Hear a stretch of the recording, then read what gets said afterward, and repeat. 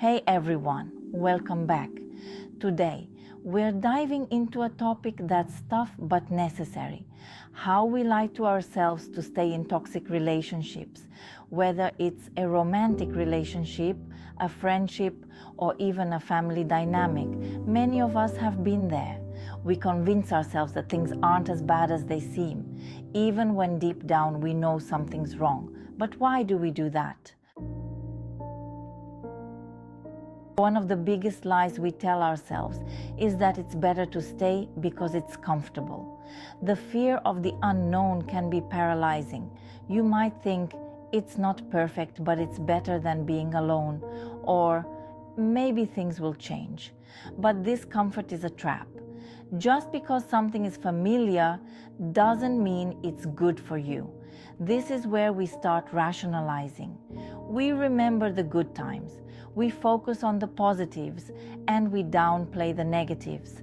We create a narrative where the relationship isn't that bad because leaving feels scarier than staying.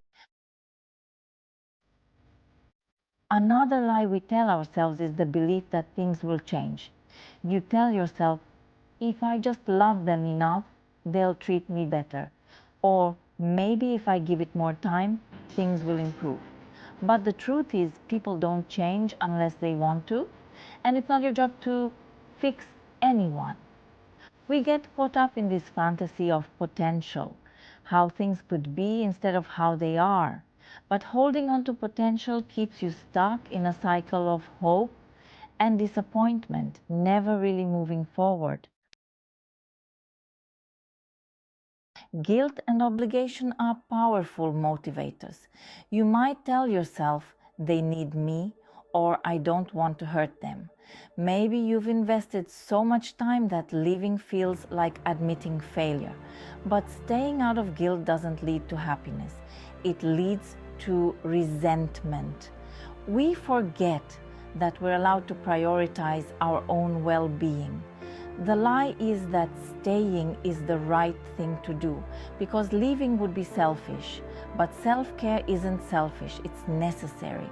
But some of us didn't learn self-care from early childhood, when we lived like ghosts in our home, near our parents.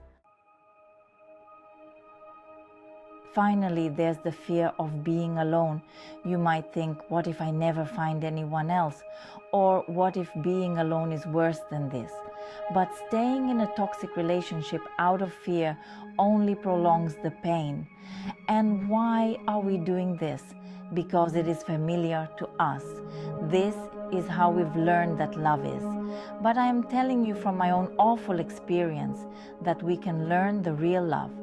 But first, we must go out and release ourselves. Being alone can be hard, but it's also an opportunity for growth.